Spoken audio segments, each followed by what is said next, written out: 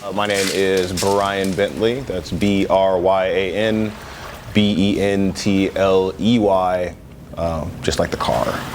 Yeah. I have been dragon boating for about 12 and a half years now. Yeah.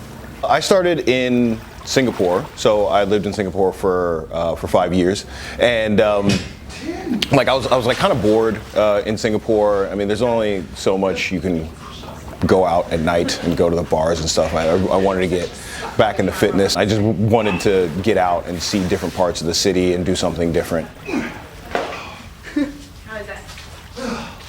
I was in team sport for a really long time, and a team sport in America, especially for guys, is very military-like. Like American style football, American gridiron football is very military-like. Wrestling is very military-like. Track is very military-like. You know, stand in line, you know, do your job, be good at your job, you know, bring the person that's next to you up with you, which is what I really like about dragon boating. You can't have a superstar on dragon boating. Like with other sports, even with like team sports, with like basketball or football, you can have one or two people that carry the entire team. But with dragon boating, everyone has to, you know, quite literally pull their weight. You can have one really, really good dragon boater or one person that's really, really strong, but if the rest of your team isn't equally as strong, that person doesn't really matter. So I really like that aspect of it. Like dragon boating is a straight up cult. Like there's no no way around it. It's actually my first dragon boating practice ever was my worst dragon boating practice ever. Like I went to my first dragon boating practice and then I didn't come back to dragon boating for like 2 months because it was awful. Look at me now. Wednesday night. This is how I spend my Wednesday nights. My day job is I'm a 3D graphics professor, so I teach at an online school. So mostly I'm just in front of a keyboard all day. So you know, getting out, getting in the water, getting into nature is really good.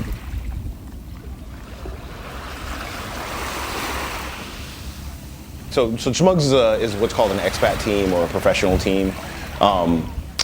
Or a working professional team. So it's just made of like a hodgepodge of expats. We have some locals, we have people from everywhere. And we all have day jobs and we all have other obligations. There's, you know, most of the people have kids on the team. Other people have, you know, obligations and stuff, but it's like you make time. It's like one of those things, it's like when people are like, oh, I can't work out because I don't have time, or I can't do this because I don't have time. You have the time, it's just like you choose not to prioritize that thing. And that's kind of what makes, you know, a dragon boating team, especially when it's not professional or collegiate, is that, you know, we realize everyone's time is valuable, and you're taking time to come and kind of come together for this common goal, which is really special, because most people these days are pretty selfish and pretty self-centered. So if you can convince 40 people to come out on a Wednesday night after work when you're already knackered, when you've already been dealing with your boss or your assistant or your secretary or whatever you're dealing with in the day, and then put in an extra hour, 2 hours, I mean, I think that's pretty special. Like, it's something that you don't really see a lot of people doing.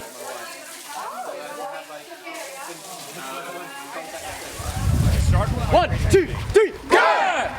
Anyone pubbing?